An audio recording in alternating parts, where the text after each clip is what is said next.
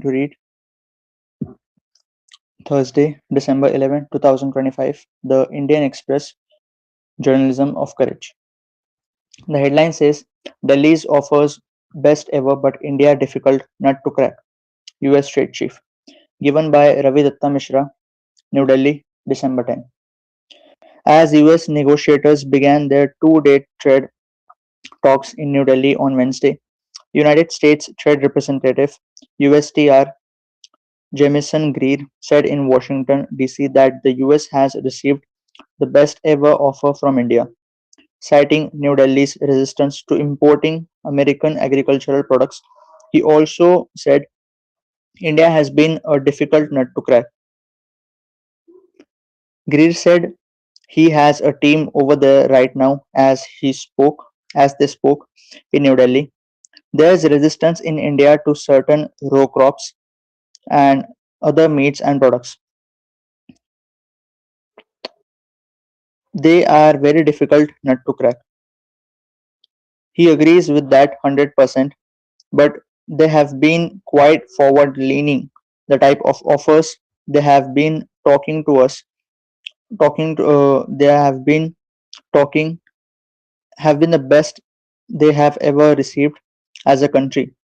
He thinks that India is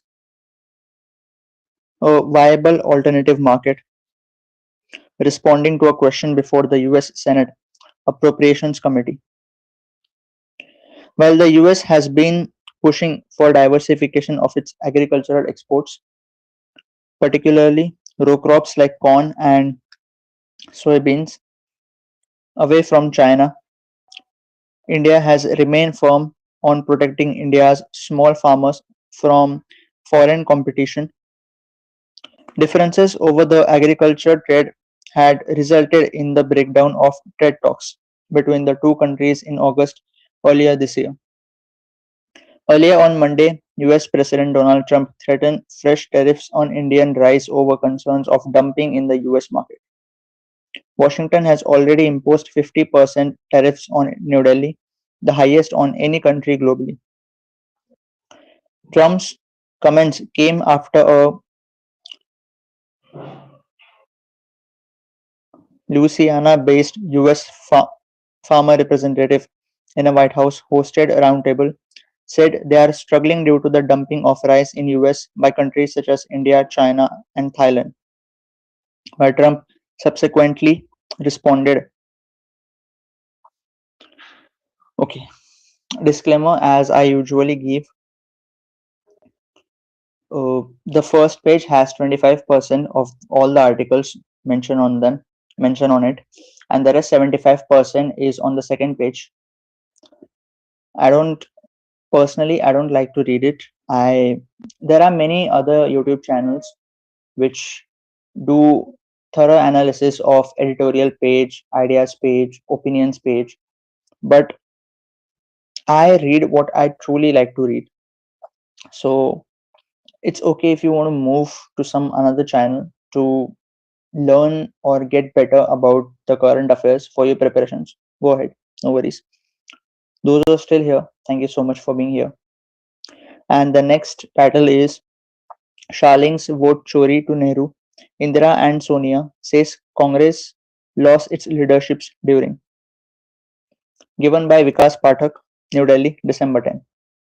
Mounting a sharp attack on the Congress over the special intensive revision of electoral rolls during a Lok Sabha discussion on electoral reforms where he had a heated exchange with leader of opposition Rahul Gandhi, Union Home Minister Amit Shah Wednesday accused the Nehru Gandhi family of vote chori since independence.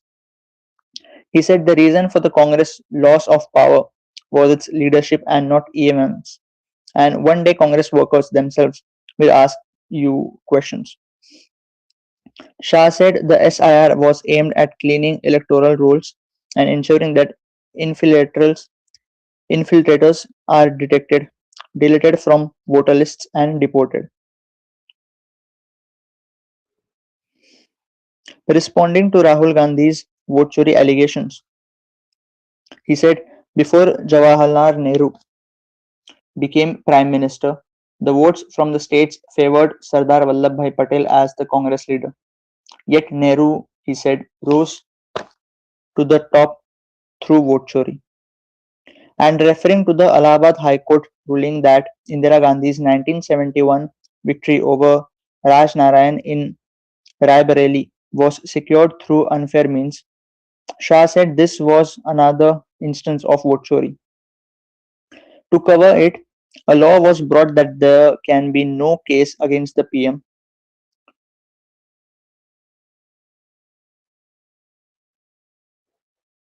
You are asking about immunity to the Election Commission, but what about the immunity Mrs. Gandhi gave to herself? He asked.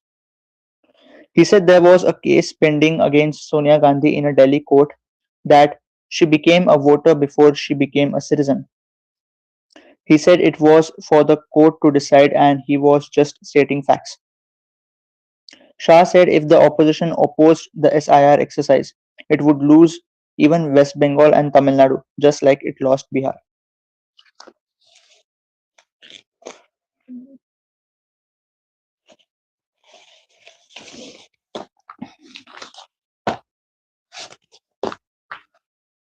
The next title says High Court asks whether police protecting Deputy Chief Minister's son.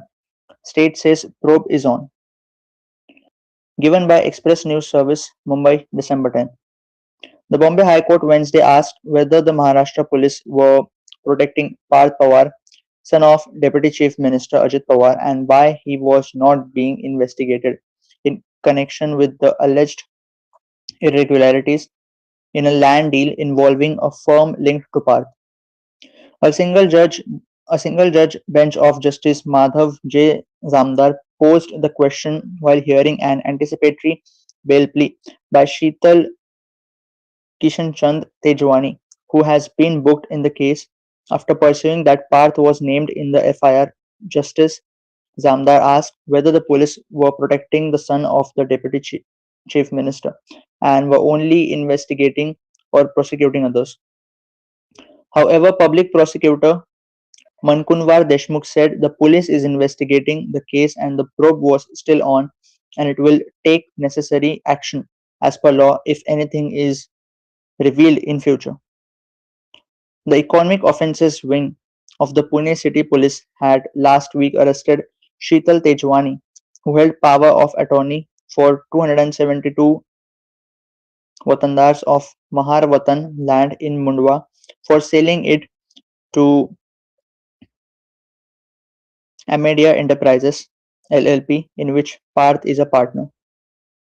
However, senior advocate Rajiv Chavan and advocate Ajay Bhise, representing Tejwani, told the High Court that she was seeking pre-arrest bail in the second FIR registered with Baudhan Police Station in Pimpri Chinchwad against Tejwani and others. Tejwani, in her plea, claimed that the FIR in question did not disclose essential ingredients of any cognizable offence or mens rea criminal intention on the applicant's part who acted only as a duly constituted power of attorney holder of the lawful owners. Tejwani added the same transaction and documents are already under investigation by the rest 75% is on the second page. The next title says idea of poverty among Muslims needs to be corrected. New paper. Given by Harikishan Sharma, New Delhi, December 10. India has virtually eliminated extreme poverty between 2011 to 12 and 2023 to 24, with the poverty rate among Muslims slightly lower, 1.5% of their population, than among Hindus, 2.3%. This is what a new paper authorized by Columbia University professor and 16th Finance Commission Chairman Arvind Panagria and Vishal More, founder of the New Delhi-based research.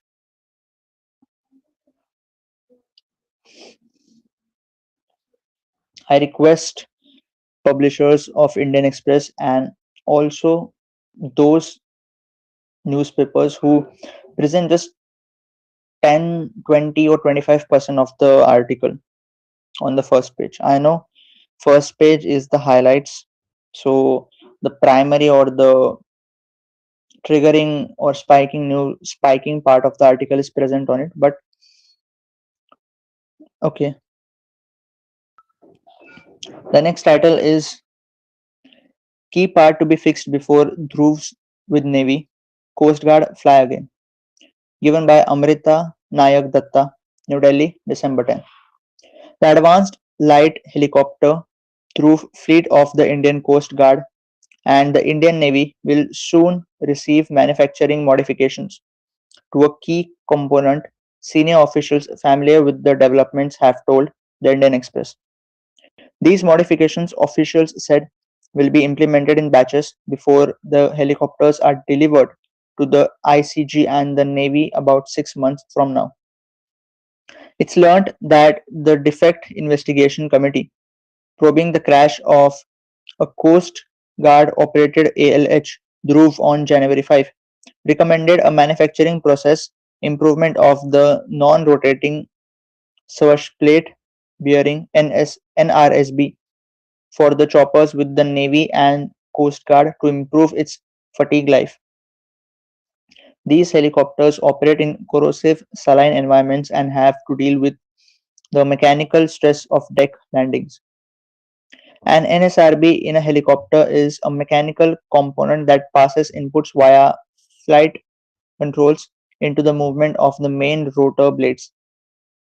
All 28 Dhruvs with the ICG and the Navy will now undergo the requisite manufacturing modifications to the specific part of the choppers in batches over the next few months.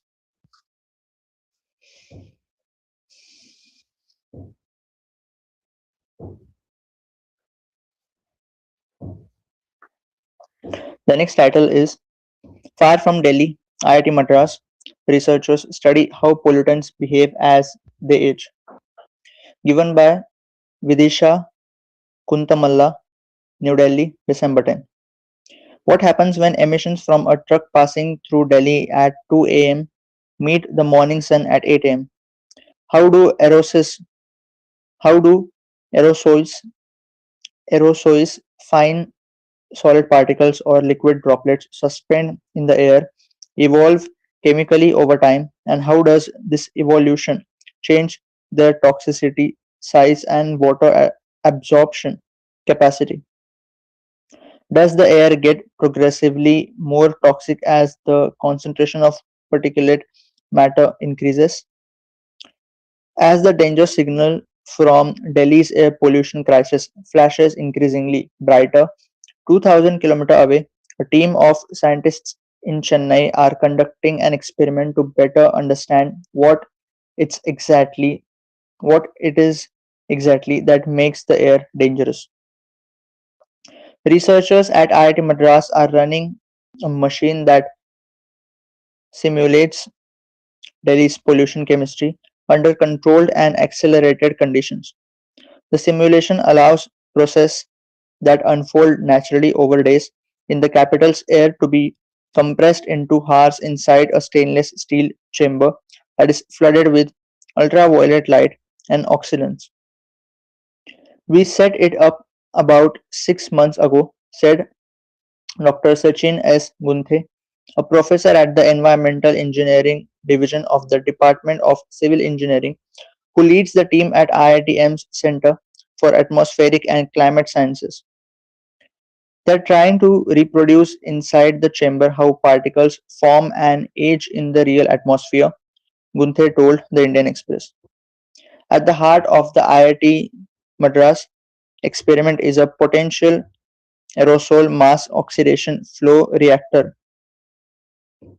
PAM-OFER, a laboratory instrument used in atmospheric chemistry to understand air pollution and climate change.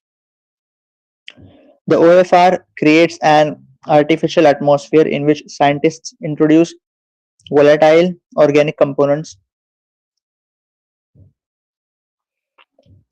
both biogenic, such as isoprene and alpha pinene from trees, and anthropogenic, such as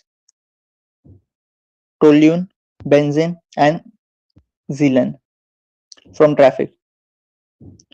Once vaporized, the VOCs are oxidized by hydroxyl OH radicals and exposed to intense UV radiation, which triggers a set of reactions that convert gases into particles called secondary organic aerosols SOA. The advantage, Gunthe said, is that whatever takes 1 to 7 days in the open atmosphere can simulate in 2 or 3 hours. They can simulate in 2 or 3 hours. The results obtained in the reactor are compared with baseline data from a remote research station in Munnar, Kerala, which provides conditions closer to a clean atmosphere and offers a reference point for natural processes. A striking insight from the first set of OFR experiments is that the health impact of fine particulate matter is not always proportionate to its mass concentration. In some cases, a decrease in overall fine particulate matter mass concentration was linked to an increase in particle toxicity. Toxicity, Gunthe said.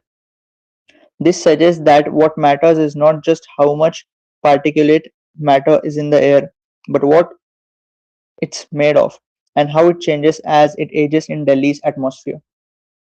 The team of about 20 students and faculty at IIT Madras is now studying how aged particles behave when they reach the body's first line of defense, the epithelial lining fluid ELF in the lungs.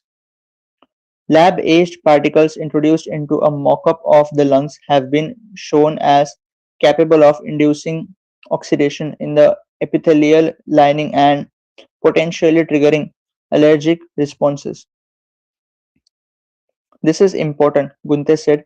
People often say if PM 2.5 increases by this much, so many people will die.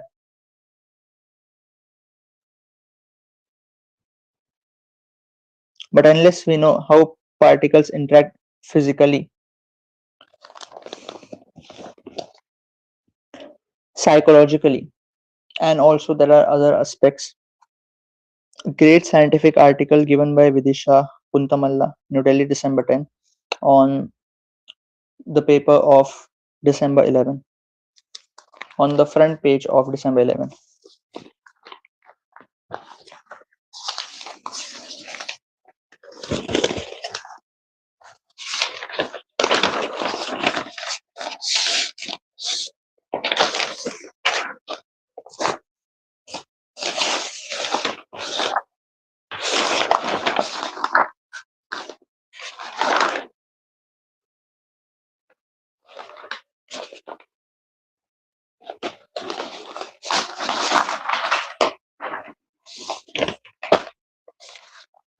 The state news of Maharashtra. The first title is Dereliction of Duty. Two cops dismissed from service. Given by Express News Service, Pune, December 10. The two police officers suspended for dereliction of duty in the initial response to the Porsche crash case that killed two IT engineers. The infamous Porsche crash case that killed two IT engineers in Pune on May 19 last year have been dismissed from the service. The officers Inspector Rahul the officers Inspector Rahul Jagdare and Assistant Police Inspector Vishwanath Todkari were attached to the Yerwada police station. Jagdare and Todkari were charged with lapses in the initial investigation and failing to inform the wireless control room about the incident in time, among other charges about their initial response. When contacted, Police Commissioner Amitesh Kumar confirmed to the Indian Express that the two officers had been dismissed from the service. A proposal to dismiss them had been sent to the office of the Maharashtra Director General of Police in March following the findings of an inquiry conducted against them, Kumar said. Anish Avdia and his friend Ashwini Koshta both aged 24 and hailing from MP, were killed after the speeding Porsche driven by a 17-year-old boy allegedly in an inebriated state hit their motorcycle around 2:30 am on May 19 last year in Pune's Kalyani Nagar. The police arrested multiple people including the minor's father, the boy the boy's mother, Dr. Ajay Tavre, then head of forensic medicine at Sassoon Hospital, Dr. Srihari Halnor, then casualty medical officer, Atul Ghatkamble, a staffer at the hospital's morgue, and Ashfaq Makandar and Amar Gaikwad, middleman between the minor's father and the doctors. The then minor driver has been arraigned at the Juvenile Justice Board, where he faces charges of culpable homicide, among others.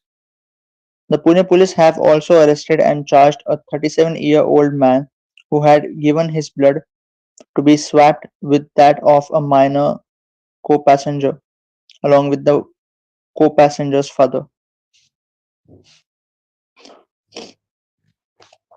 The next title is Leopard attacks 7 in residential area in Nagpur, captured later. Given by Express News Service, Nagpur, December 10.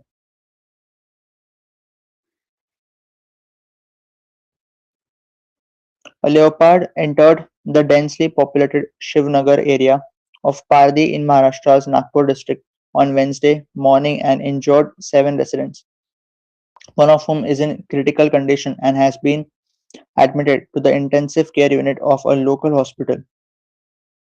The animal was later captured by officials from the Transit Treatment Center located in the Seminary Hills area after a challenging operation. According to a senior Forest Department official, the TTC team received a distress call around 6:15 am.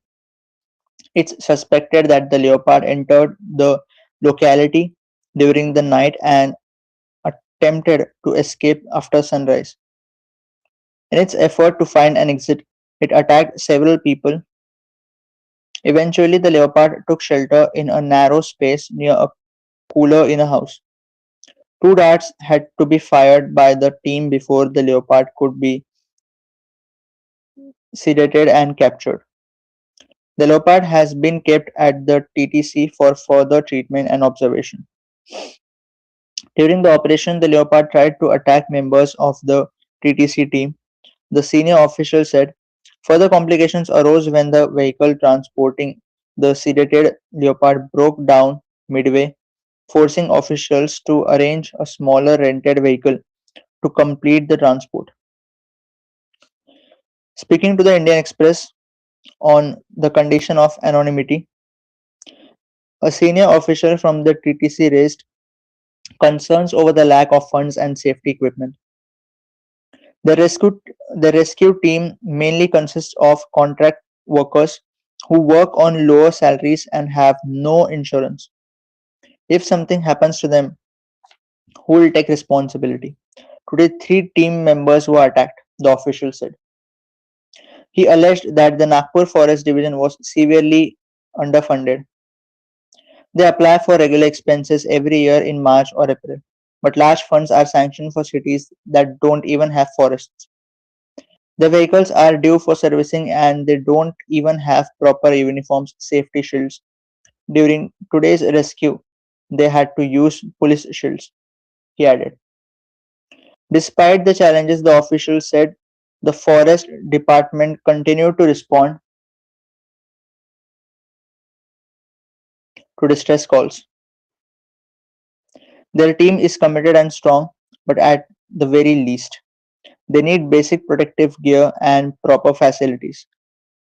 If these attacks happen in cities like Mumbai, Pune, and Nashik,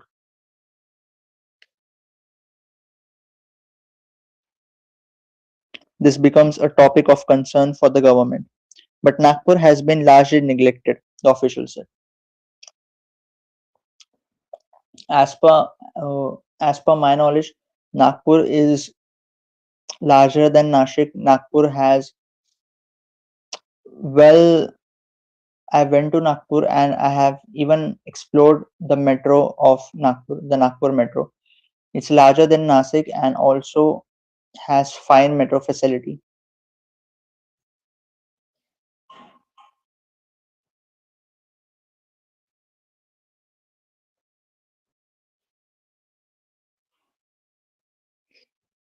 Forest Minister Ganesh Naik visited the residents attacked by the leopard and told the media that they were all out of danger.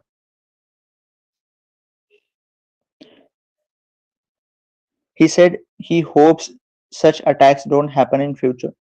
Hence, their efforts are focused on keeping leopards confined to forests. But if a leopard wanders into the city and such an unfortunate event happens, the forest department will do its job to alert the residents. The entire state is affected by leopard attacks. They are working to curb the attacks, he said.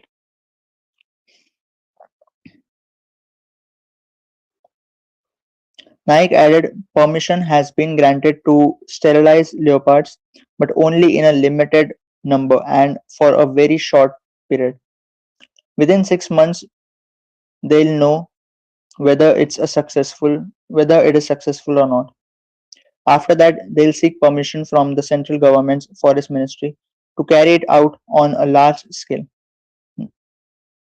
A day earlier, during the legislature's winter session in Nagpur, Naik said that goats would be released in forest areas to prevent leopards from straying into human settlements in search of prey.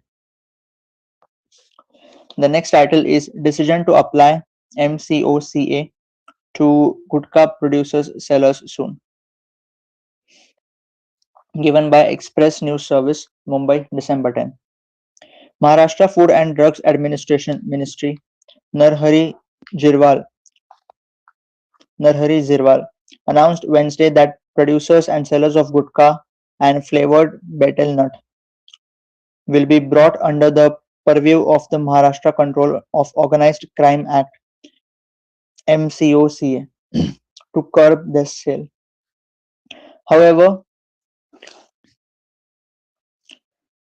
the name of the Maharashtra Food and Drugs Administration Minister is Narhari Jirwal. Okay. However, Zirwal added that the proposed move will be sent to the Law and Judiciary Department for future vetting. Jirwal thanked Chief Minister Devendra Fadnavis for supporting the department's proposal by announcing the MCOCA action would be implemented. He added that the Chief Minister's approval will strengthen the Food and Drug Administration department in breaking the criminal network. In the ongoing winter session of the Assembly in Nagpur, Chief Minister Fadnavis said the process is underway to bring in a stricter special law to crack down on gutka and narcotic substances and make it more effective. He stated that a decision would be taken to implement action under the MCOCA. A few days ago, Jirwal had announced that such proposal would be sent to the Law and Judiciary Department. The opposition has alleged that gutka and flavored betel nut are illegally brought in large quantities from other states, and despite seizures and criminal action, the sale continues. They also said that despite the ban on gutka and flavored pan masala, they are brazenly sold in shops near schools and colleges.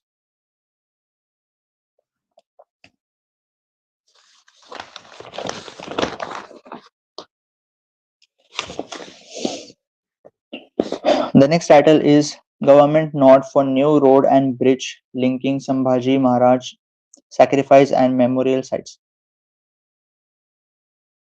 The state government has approved the construction of a new road and a bridge over the Bhima River connecting Tulapur, the site of Chhatrapati Sambhaji Maharaj sacrifice, and Vadhu Budruk, his memorial site in Pune district. The new bridge will cut down the travel distance from the current 14 km to about 6.5 km, said Chief Minister Devendra Fadnavis, who chaired a meeting of the Development Plan Apex Committee on Wednesday. Tulapur has great significance in Maratha history. Chhatrapati Sambhaji Maharaj was tortured and executed by Mughal forces in Tulapur village. His samadhi was built in Vadhu Budruk village. Fadnavis said suggestions from residents must be considered before executing the development plans for Tulapur and Vadhu Budruk. The next title is Over 30 lakh dog bites cases in 6 years, said by Shinde. Given by Express News Service, Mumbai, December 10. Maharashtra has recorded more than 30 lakh cases of dog bites in the last 6 years, and 30 people died of rabies between 2021 and 2023. Deputy Chief Minister Eknath Shinde said in a written reply to the Assembly Wednesday.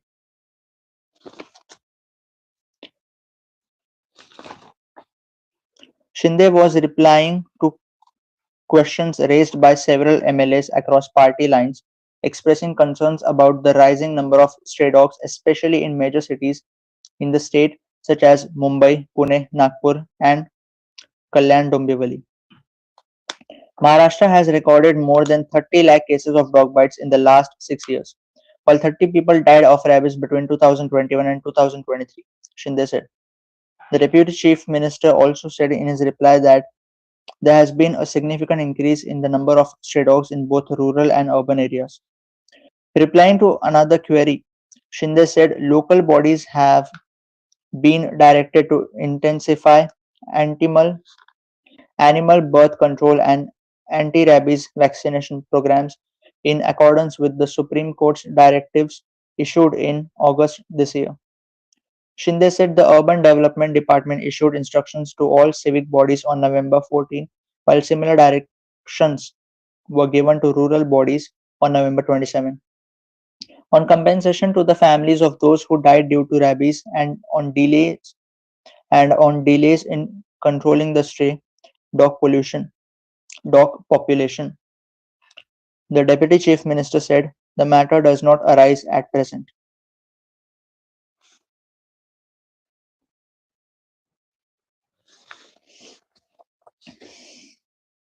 The next title is 11 Maoists surrender before Maharashtra DGP in Gadchiroli. Given by Express News Service, Nagpur, December 10. 11 cadres of the banned Communist Party of India Maoists, including 4 who laid down their arms, surrendered before Maharashtra Director General of Police Rashmi Shukla in Gadchiroli on Tuesday.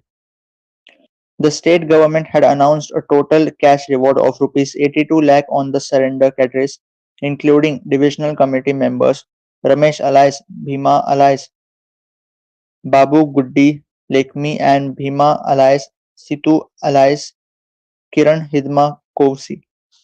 Lekmi, who has been associated with the movement since 2004, was the president of the Edasgondi Gaon Panchayat Janata Sarkar and worked as a divisional committee member after being transferred to the Bhamargarh local organization squad. Kovsi was recruited in 1998 and worked as a divisional committee under after 2019.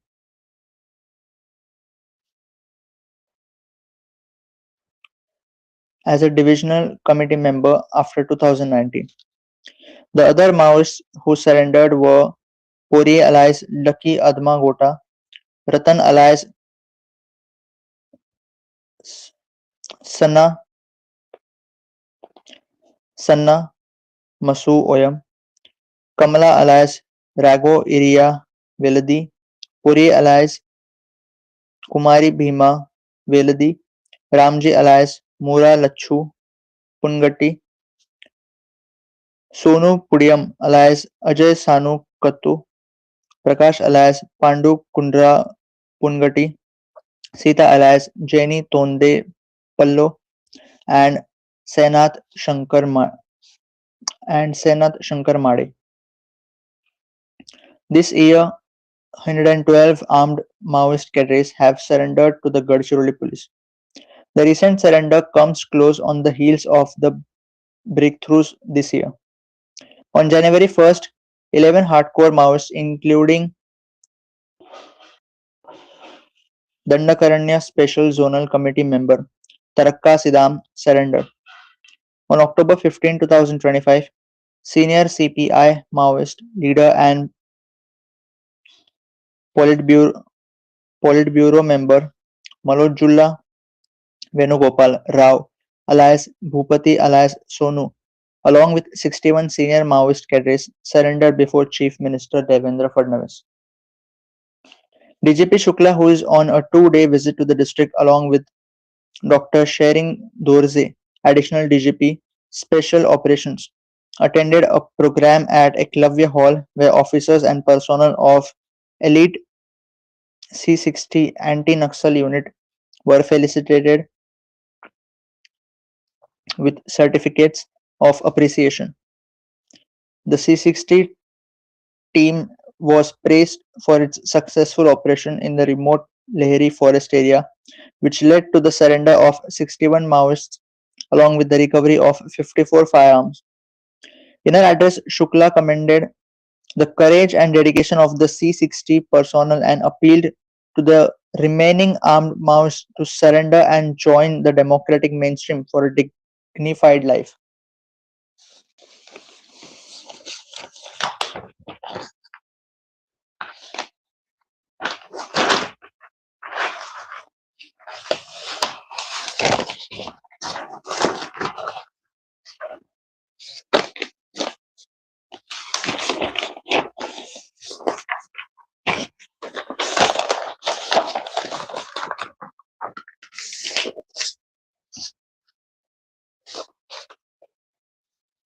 The first title of the world section is Open to Elections if US can ensure security.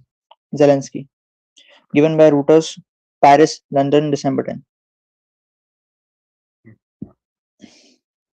There will be another meeting on Thursday of the leaders of the coalition of the willing group of nations representing Ukraine's allies, said the French presidency.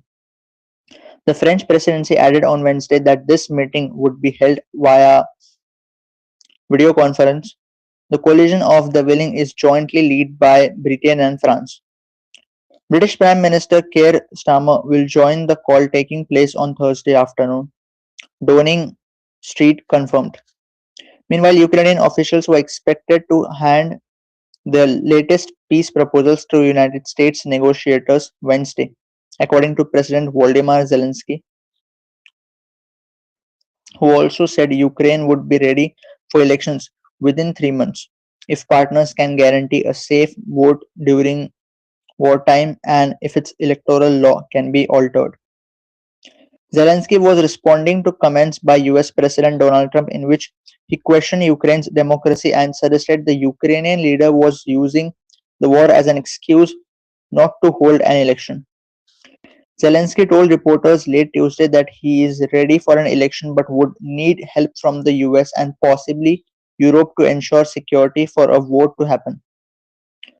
He suggested that Ukraine could be ready to hold balloting in 60 to 90 days if that proviso is met. To hold elections, two issues must be addressed. Primarily security, how to conduct them, how to do it under strikes, under missile attacks, and a question regarding the military, how they would vote, Zelensky said. Regarding our military and how they would vote, right? Zelensky said. Ukraine, which is pushing back on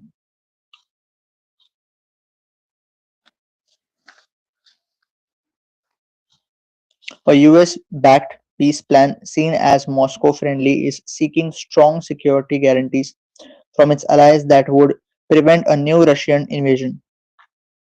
Zelensky and other officials have routinely dismissed the idea of holding elections with frequent Russian airstrikes across the country, nearly a million troops at the front.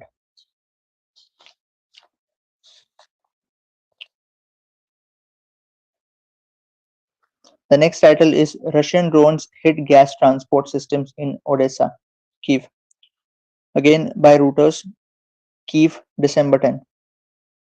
Russian drones have hit the gas transport system in Ukraine's southern Odessa region, a senior Ukrainian official said on Wednesday. An area which contains several pipelines carrying US liquefied natural gas to Ukraine from Greece. Mykola Kolesnik, deputy energy minister, didn't say what was hit. Data from the Ukrainian gas transit operator showed planned volumes on what is known as the Trans-Balkan route were largely unchanged.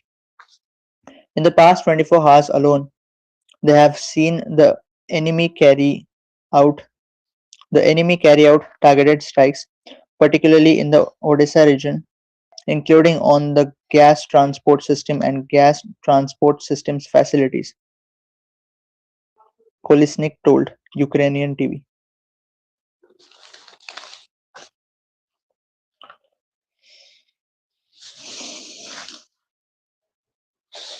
The next title is Several Displaced from Both Nations Amid Renewed Border Clashes, given by Associated Press, Syrian, December 10. Renewed border fighting between Thailand and Cambodia showed no signs of abating Wednesday, leaving hundreds of thousands of displaced people in both countries living in strained conditions as more flooded into temporary shelters. Associated Press reporters on the Thai side of the border heard sounds of outgoing indirect fire on Wednesday. About 4 lakh people have been evacuated from affected areas in Thailand, and around 700 schools closed while fighting was ongoing in 4 border provinces. Thai military spokesperson Rear Adm. Surasant Kongsiri said Wednesday. Cambodia evacuated more than 1,27,000 villagers and hundreds of schools closed, the defense ministry said. Thailand's military announced that casualties this week include live soldiers killed and dozens wounded. Cambodia said 7 civilians died and 20 others were wounded, though it did not update those figures on Wednesday. There is not yet a clear path to peace as Thailand's Prime Minister Anutin Charan Virakul vowed to continue to lead, and Cambodia's powerful Senate President Hun Sen promised a fierce response.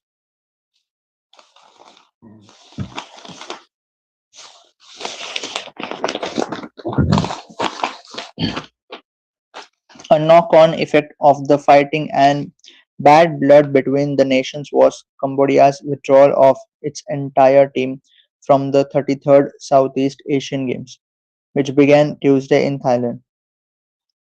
A Wednesday announcement from the National Olympic Committee of Cambodia said it regretted the action, but the families of competitors were concerned about their safety.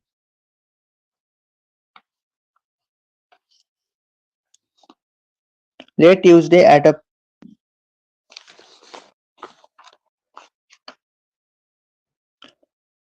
Late Tuesday at a Pennsylvania political event, Trump said he would use his way to end the renewed combat.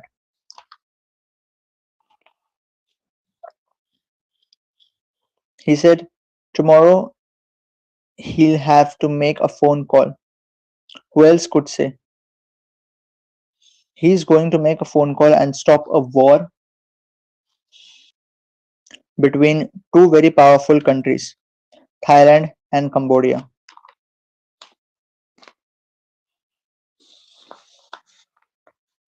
US Secretary of State Marco Rubio earlier called on the two sides to live up to the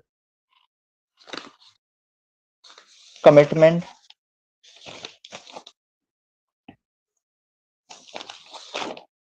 made at an October meeting in Malaysia that reaffirmed the July ceasefire and called for removing heavy weapons from the border, coordinating the removal of landmines and other steps. Thai Foreign Ministry spokesperson Nikordej Nikordej Balankura said Wednesday that there had not yet been any contact with the United States on the matter.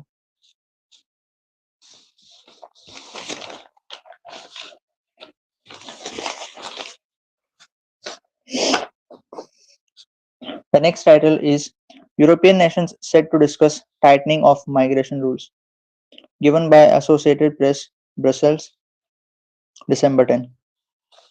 European leaders will call for a toughening of migration policies on Wednesday, in a move critics say bends to pressure from far right groups and harms basic human rights protections for vulnerable people.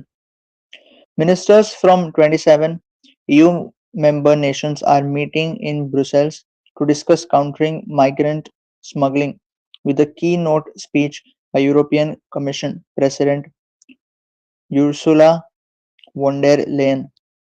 In Strasbourg, France, representatives from the Council of Europe, 46 countries from Iceland to Azerbaijan are expected to debate making deporting migrants easier for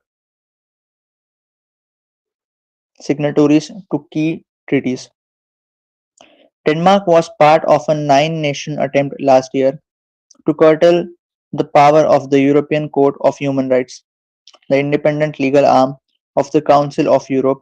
Austria, Belgium, the Czech Republic, Denmark, Estonia, Italy, Latvia, Lithuania, and Poland argued that the court's interpretation of rights obligations prevented them from expelling migrants who commit crimes. That effort ultimately failed, but support for its basic tenets has since grown. The European Court of Human Rights handles complaints against the Council of Europe under the European Convention on Human Rights, including many cases involving migrants and asylum seekers. The intergovernment the intergovernmental organization is not an EU institution and was set up in the wake of the World War II to promote peace and democracy. Centrist and left-wing parties are coal- coalescing around the idea of tougher migration policies as a way to blunt momentum of far-right politicians exploiting discontent over immigration.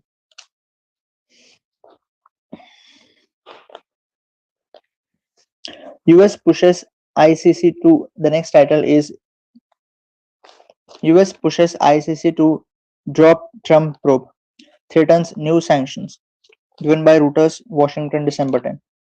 President Donald Trump's administration wants the International Criminal Court to amend its founding document to ensure it does not investigate the Republican president and his top officials, a Trump administration official said, threatening new US sanctions on the court if it did not.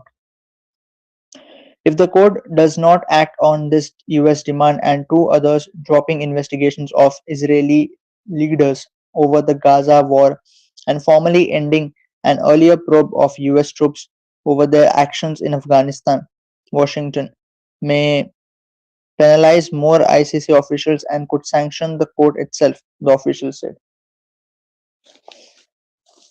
Sanctioning the court would significantly escalate the US campaign against the ICC, which has which has long been criticized by US officials, including both Republicans and Democrats, who say the court infringes on US sovereignty. The Trump administration official, speaking on the condition of anonymity, said Washington has committed its demands to ICC members, some of whom are US allies, and has also made them known to the court. The United States is not a party to the Rome Statute that established the ICC in 2002 as a court of last resort with the power to prosecute heads of state. The demand and the threat to resume the US sanctions campaign towards the court have not been previously reported. The ICC judges issued arrest warrants for Israeli Prime Minister Benjamin Netanyahu, former Israeli Defense Chief Yoav Yoav Gallant, and Hamas leader Ibrahim al-Masri last November for alleged war crimes and crimes against humanity during the Gaza conflict.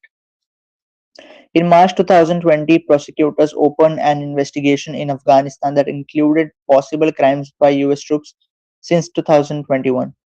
The court has deprioritized looking into the role of the US, but it has not formally ended its probe. To force the War Tribunal to drop these charges, the US earlier this year slapped sanctions on 9 ICC officials, including judges and prosecutors, but it has stopped short of imposing sanctions on the court as an entity, which would severely disrupt the tribunal's work. That is unacceptable and will not allow it to happen. The next title is UN Human Rights Office in Survival Mode with Budget Shortfall and 300 Job Cuts, given by Associated Press, Geneva, December 10. The UN Human Rights Chief said Wednesday his office is facing a $90 million funding shortfall this year and staff cuts would include about 300 posts or about 15% over the course of the year. Volker Turk, the UN High Commissioner for Human Rights, says the Geneva-based office was in survival mode at a time when major donors, including Britain, Finland, France, and the United States, have lowered their contributions. The sources have been slashed along with funding for human rights organizations, including at the grassroots level around the world. Turk told reporters on Human Rights Day they are in survival mode. His office has had about $90 million less than they needed this year, which means around 300 jobs have been lost and essential work has had to be cut. At a time when the needs are arising, he said. The Rights Office had an approved budget from member states of $246 million this year, but received 67 million dollars less. The next title is Seattle plans Pride match at Football World Cup, infuriating Iran and Egypt.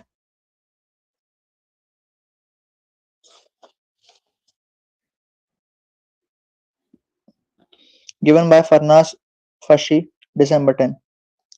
Long before the World Cup draw last week determined which teams would play where and when, one game was designated as the Pride match.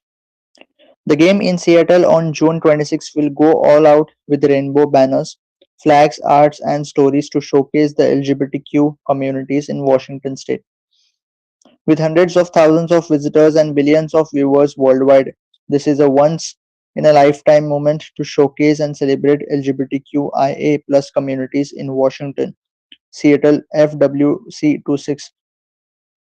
The organizing committee for the city's participation in the World Cup 2026 games says on its website. Then came the luck of the draw, Iran and Egypt, two countries that criminalize homosexuality and impose severe punishments for it, will be playing the Pride match. And they have both roundly rejected having any links between the game and the LGBTQ events. The football associations for Iran and Egypt said on Tuesday that they had both returned to FIFA, soccer's global governing body, objecting to the Pride Association with their match, demanding that all such events and displays coinciding with the game be cancelled and insisting that the match be designated strictly as a sports event.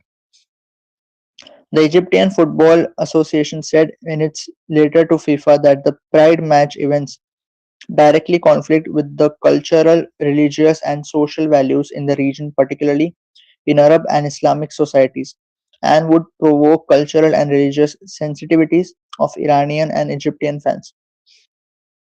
Mehdi Taj, the head of Iran's Football Association, said on state television Tuesday that Iran had also protected the Pride match designation with FIFA.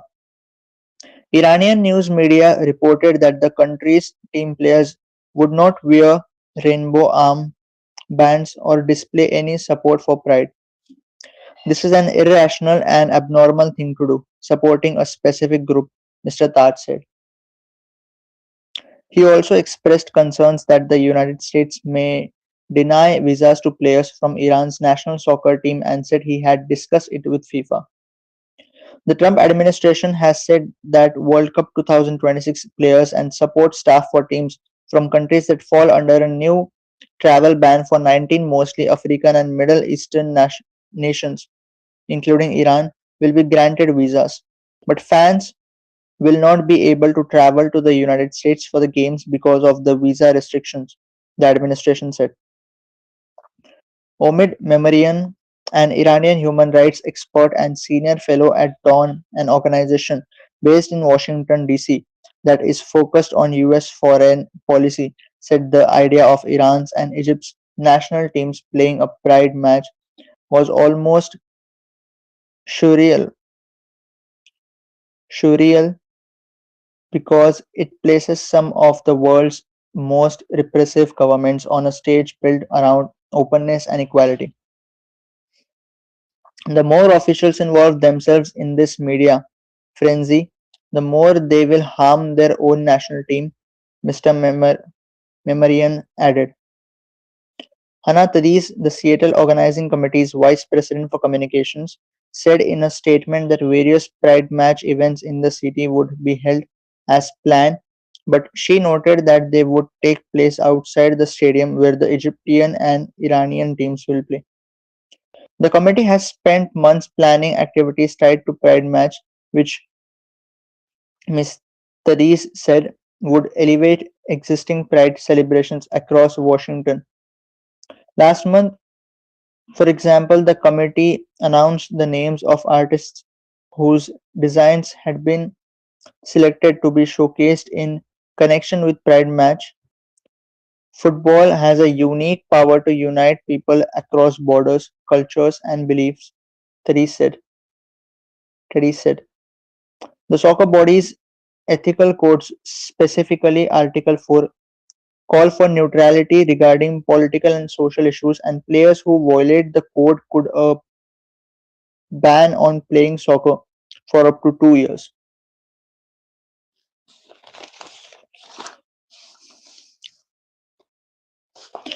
The next title is from Israel. Government approves nearly 800 housing units in West Bank. Israel has given final approval for 764 housing units to be built in three settlements in the occupied West Bank. Finance Minister Bezalel Smotrich said on Wednesday. The ultra-nationalist Smotrich, who opposes the creation of a Palestinian state, said that since the beginning of his term in late 2022, some 51,370 housing units have been approved by the government's Higher Planning Council in the West Bank territory Palestinians seek for a future state. They continue the revolution, Smotrich said in a statement, adding the latest approval of housing units is part of a clear strategic process of strengthening the settlements and ensuring continuity of life, security, and growth of the state of Israel.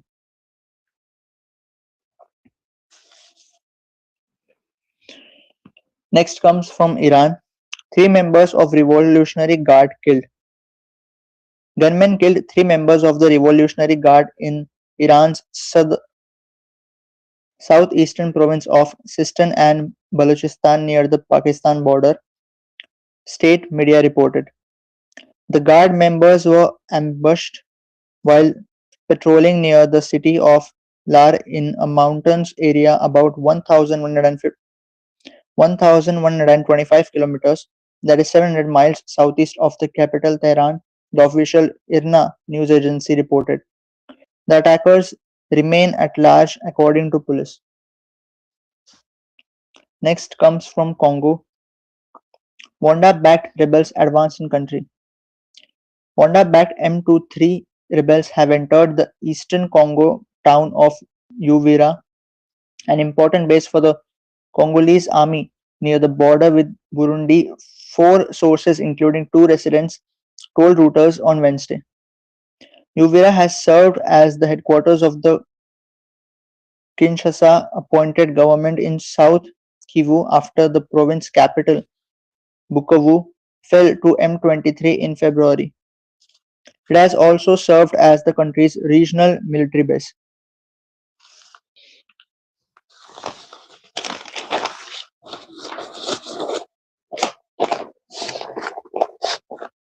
The next title from Pakistan is Government Mulls Shifting Imran from Adiala Jail. Pakistan's former Prime Minister Imran Khan is likely to be shifted out of Rawalpindi's Adiala jail due to constant protest demonstrations outside by his supporters, an official said Wednesday. A senior Punjab government official told PTI, Press Trust of India, that the provincial administration, in consultation with federal authorities, is expected to make a decision shortly. The Punjab government is seriously considering shifting Imran Khan to some other prison due to constant protest demonstrations. And the last title is from Bangladesh. Government to continue efforts to bring back Hasina. Bangladesh interim government on Wednesday said it will continue diplomatic efforts to bring back from India deposed Prime Minister Sheikh Hasina, who has been convicted and sentenced in multiple cases. The 78-year-old Awami League leader has been living in India since she fled Bangladesh on August 5 last year in the face of the massive protests. They'll try to convince India to send her back to Dhaka. Foreign advisor Mohammad Tohid Hussain was quoted as saying by BSS news agency. That's all for today.